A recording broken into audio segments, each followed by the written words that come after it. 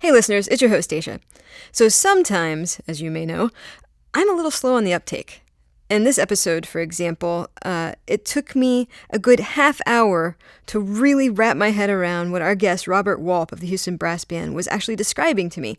That is that brass bands are essentially these community orchestras for people who, for whatever reason, have chosen not to pursue music professionally, but who love it so much, nevertheless, that they've decided to dedicate themselves to playing it together, not for any money, but just for fun. And it's got this really rich history, and Ewan McGregor.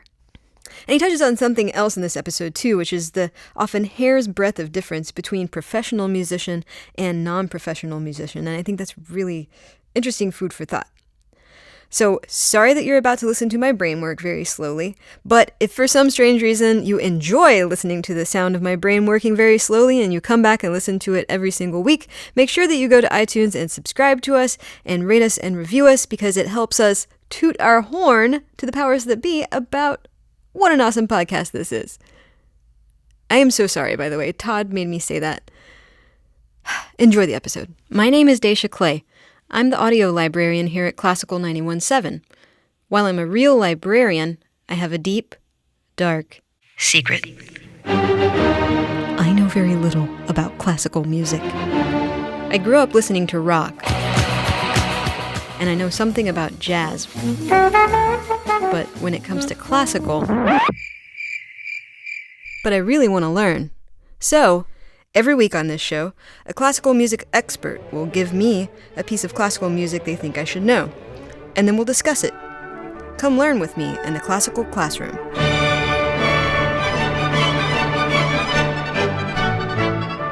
Hello everyone and welcome to the Classical Classroom. I'm Dacia Clay, and here with me today is Robert Walp. Robert is the music director of the Houston Brass Band. He's on the faculty at the Moore School of Music at the University of Houston. He's played with the Houston Symphony as assistant principal trumpet. He was on faculty at the Shepherd School of Music at Rice University as well. He's a Yamaha performing artist. And Robert, welcome to the Classical Classroom. It's nice to be here, Dacia. So what are you going to be teaching me about today? British-style brass bands. This is very exciting because I have no idea what that means. So I'm going to need a lesson from like the ground up. So what does British-style brass band mean? Well, if you look at one, you'll see an array of 35 musicians all playing brass instruments and a few percussion. But all the instruments are conical bore. That is, there's no trumpets in there. They're cornets instead. And so you have E-flat and B-flat tubas. You've got euphoniums and baritones. You have this something that looks like a small version of a baritone, called an E-flat tenor horn, and then flugelhorn, B-flat cornets. You have the little teeny E-flat sopranino cornet. Now there are 3 trombones in there, and those are, of course, of cylindrical bore.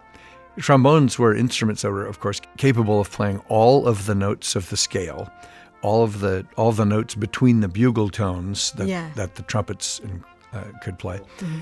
When valves were attached to brass instruments in the 18-teens initially, suddenly the brass instruments went from playing just the bugle tones to playing all the notes of the piano. Mm-hmm. And so in addition to the trombones, you had all these instruments.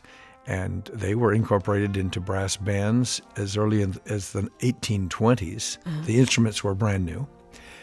And the ensemble was a brand new one. And they were put into use immediately by, especially the English, for purposes of entertainment. You had all these new cities being built for the rapidly industrialized Midlands of Great Britain, and they needed something to keep the communities entertained on a Saturday, Sunday afternoon, but they also wanted to have some activity to keep the coal miners and the other workers occupied in the evening, or at least to delay their entrance to the pub. And so you have these coal miners who'd been working literally in the coal mines all day long, and then they would go to a brass band rehearsal several times a week. And brass bands from the late 1820s to the present are ubiquitous. They're all over the United Kingdom, also Norway, now Austria and Switzerland have brass bands, and there are a bunch in the U.S. as well. But it's a very old tradition, going back almost 200 years, and some pretty great composers have written pieces for the brass band. Interesting. Like, I'd never heard about this. I mean, some of the listeners know that I used to play trumpet, and when I was like in school band, like I don't remember ever learning about a British style brass band, but it sounds like there's this really rich history. Does the British style, like, does that refer to the kind of music that's played as well as the like arrangement of instruments? Is there a dancing style that goes along with this? Well, no, that's the New Orleans brass band. Right. That's a little bit different. There's quite a culture to it. British style brass bands they put on many concerts, but also they have contests almost every couple of weeks throughout the year. They're rated in divisions from the championship level division, and there's 4 or 5 levels below that.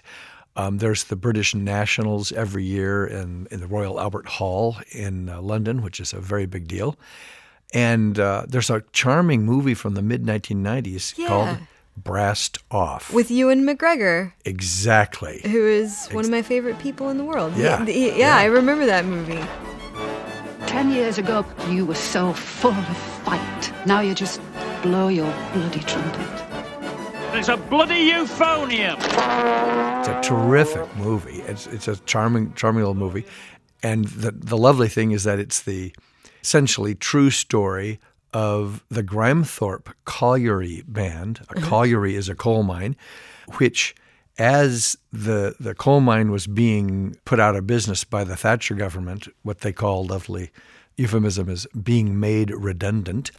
When they were being made redundant, the coal miners were getting out of work, so they were losing 2/3 of their salary. Then suddenly, at the same time, the brass band got better and better and better and went and won the British Nationals, won the national competition. And the film score to the movie was played by the Grimethorpe Colliery Band. Really? Yeah.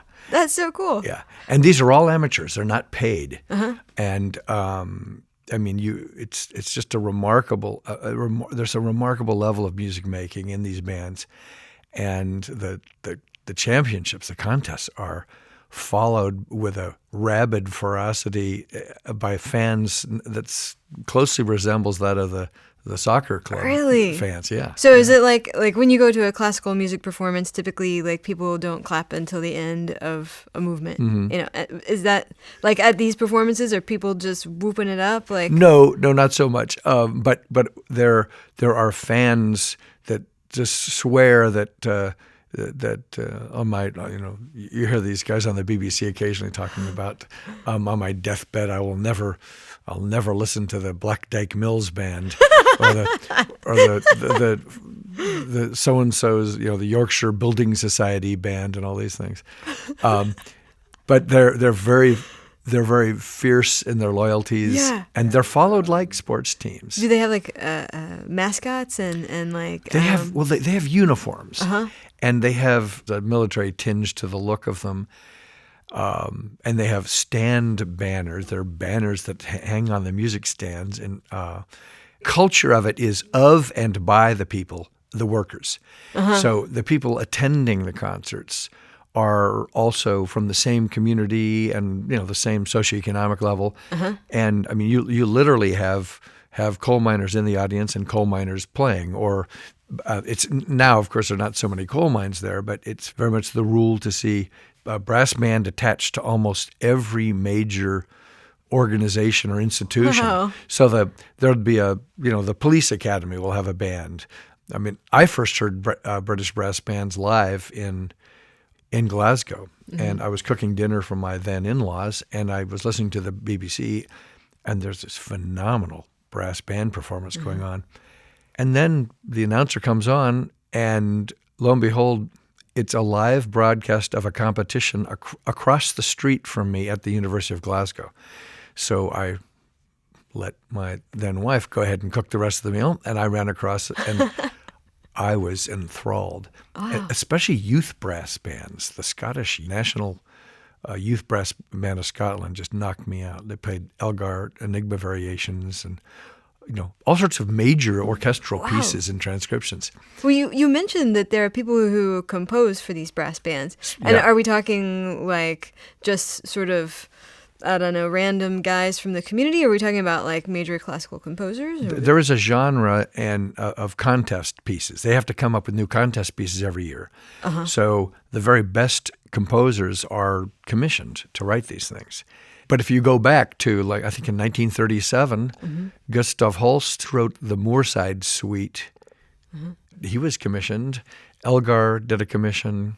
Von Williams wrote a couple of pieces. The wonderful trumpet player and composer Malcolm Arnold wrote a little suite for brass, which was then transcribed into wind band music. And I played that at Northwestern, and I love the piece. Come to find out, 30 years later, I learned that it's actually originally written for brass band. For brass band? And it's a way better piece for the brass band. We should hear some of this music. We've talked it up. I feel like we should hear a piece of music. Part and parcel of brass band concerts, because they're community-oriented usually, is usually a good sense of humor. There's and one of the pieces we have performed in the past, it was the piece called Tuba Copper it's based on the Gilbert and Sullivan, I forget which one it is, which operetta it is, but the tuba plays the solo part and is representing the copper, the policeman, on his beat. And this was played live. This is from a live performances we did several years ago. The Houston Brass Band. The Houston Brass Band did, yeah. And the soloist is Ollie Jackson, and it's a terrifically fun performance. Oh, let's hear it.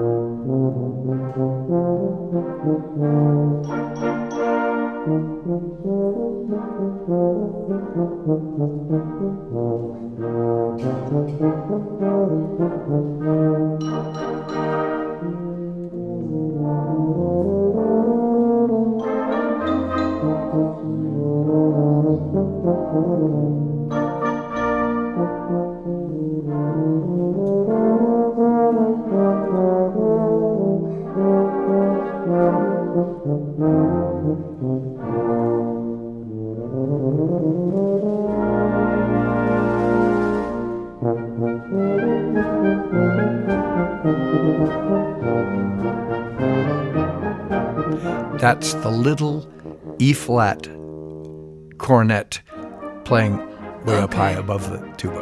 Okay.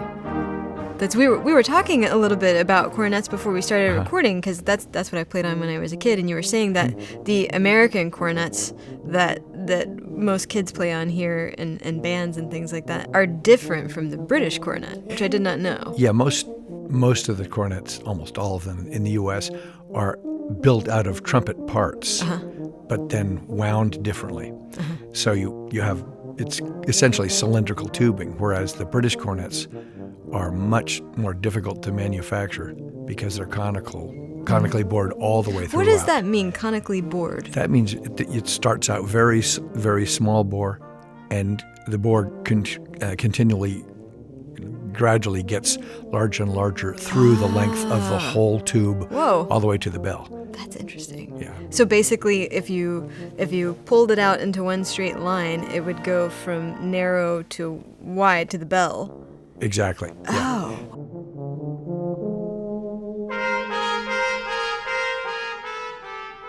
There you hear the klaxons of the horns. And this might be a dumb question, but when the brass bands play, are they sitting down? Are they standing up? How do they perform?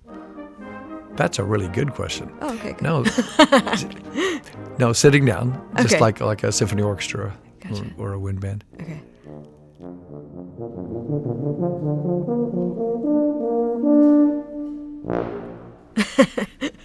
I like that ending.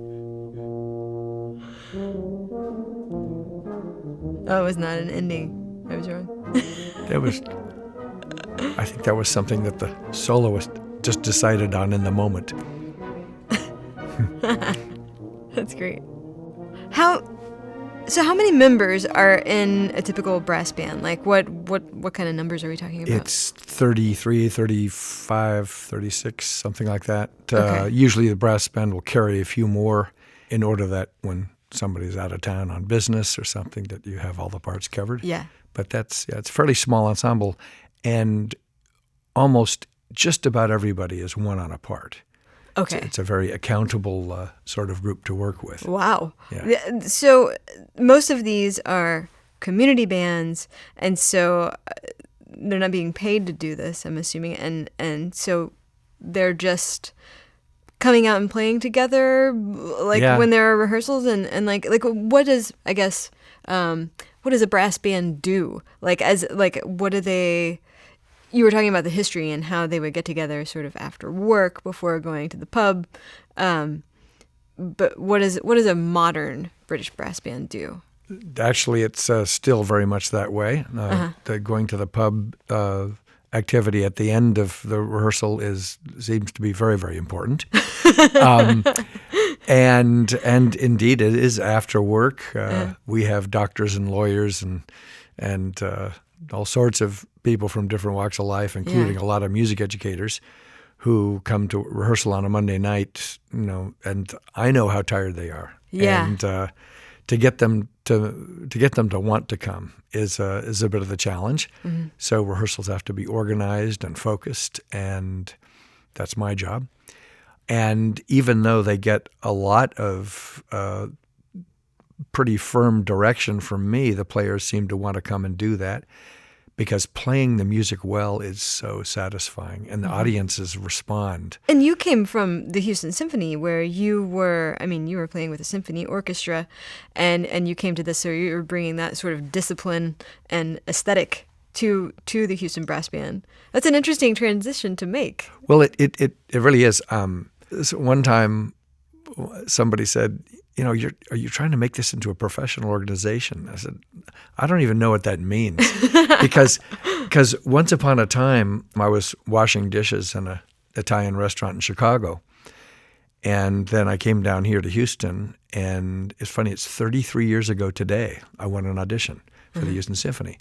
And I immediately, my pay went from $62 and some odd cents a week to a heck of a lot more than that instantly.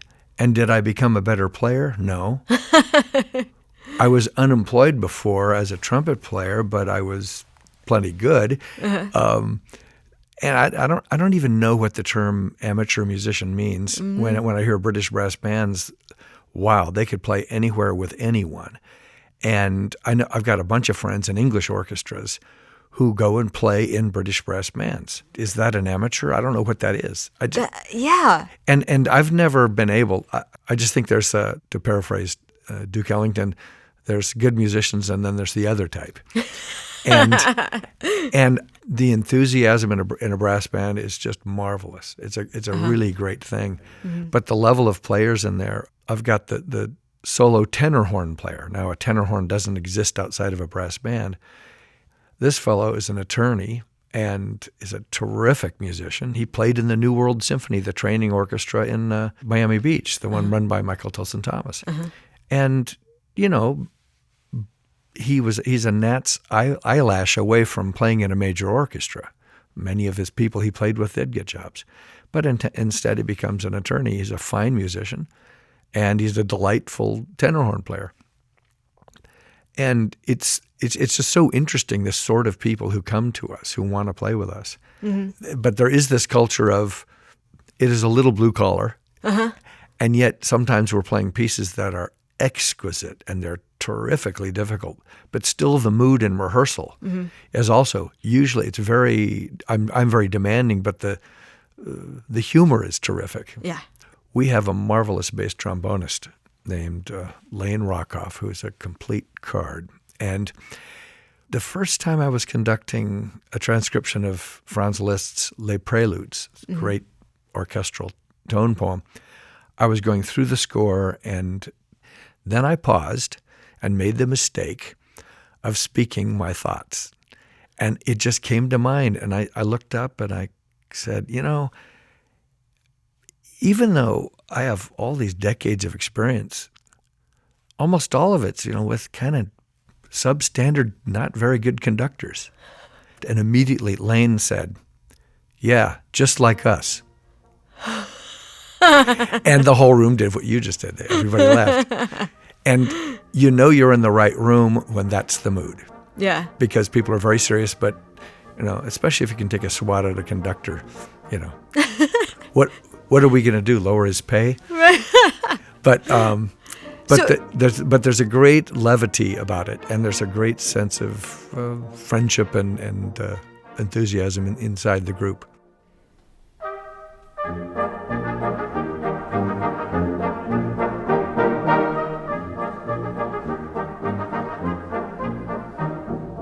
No, I think I'm getting it. Like, it kind of evolved from this blue collar thing. As something to distract the working people from the fact that they had to do something with their life outside of work. And now it's become a place for quote-unquote amateur musicians to get together. Maybe they've chosen other careers, but they have this place to go to where they can have fun and play music. That's interesting. I like how you say that. They have this place to go to, because it's not just literal. It is a metaphorical place. Yeah, you can go and go into another world. Because, I would say that probably most of our rehearsals, the members of the Houston Brass Band are challenged in a way and are focused to a point that is very much like how we are in the Houston Symphony. Mm-hmm. And there are few things better, I think, for human beings to do than to come together in groups and make music. Yeah. It's just plain old healthy. We're kind of wired to do that. Yeah. And to see it done this way, mm-hmm. the way it's done in the British Brass Band is really heartwarming. It's also all those people are then having to practice their parts through the week. It's like everybody who plays an instrument in school learns very quickly that it doesn't matter what you say. It matters how you play. How you play. It's just, if it's not coming out the end of the horn, just you better shut up. Yeah. Yeah. You better bring it. Let's before we wrap up our conversation, I would love to hear some more music. Do you have a piece that you could recommend? I would like to hear the Prelude for an Occasion by Edward Gregson. Okay. He's on the faculty at the Royal Northern School of Music in is it Manchester, I think, and terrific musician. This is just a big introductory piece. It's the first cut on our first CD.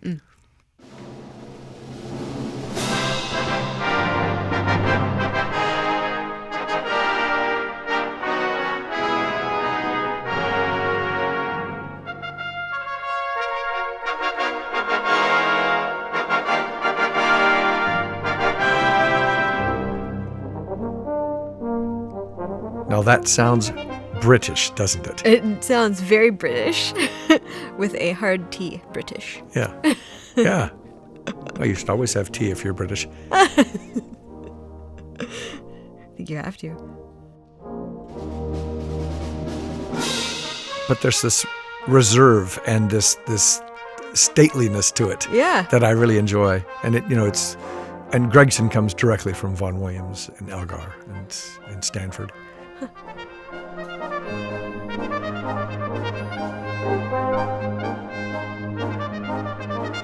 That's Logan Kavanagh playing that cornet solo. It sounds like brass bands play a lot of very energetic music. Yeah, that's fair to say. Okay. It's very fair to say. Not a lot of sleepy time. Not a lot. We have transcriptions of just about everything there is. Yeah. A Pavan for a Dead Princess and things like that. But I think this was a contest piece. So you'll have every aspect of every bit of technique shown off. And yes, there will be a slow bit. Yeah. I don't recall actually in this one. But all of these sounds being made by an ensemble made up only of a few percussion, and brass. That's a remarkable array of colors to achieve. Uh-huh.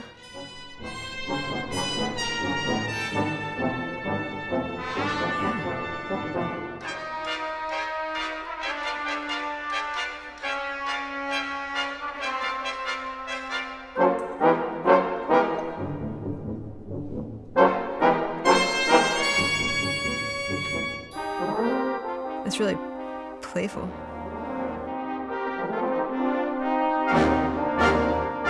Awesome. Yeah, it's I don't know if you know of or have ever seen the Trooping of the Color, which on the Queen's, is it on her birthday? It happens, I think, in June. And I was in London one time, and there's about 100,000 bands and other, but mostly military personnel, trooping of the color. So they're something about the flag and marching. And there's all these British brass bands, military brass bands. It's stunning what they do. Yeah. Cool. And it's on the BBC usually. I'll see if I can find some video and post it with this episode. Yeah. Well, Robert Walp, thank you so much for being on the Classical Classroom. This has been a really cool discussion about something I had never even heard of before. Well, we'll have to get you to a concert. Yeah. Speaking of, if you're in Houston, listeners, the Houston Brass Band is going to be playing a show at Wharton County Junior College on June 6th, and you should go and check them out. I'll post links to that event on our webpage for you. And Robert, you said there's something else going on too, right? We're also playing on the Houston Symphony's annual Day of Music on Saturday, I think July 9th. I think that's what it is. And for any youngsters interested in participating with our annual brass instrument only band camp, that's called the Bob Camp. Not my fault. I didn't name it.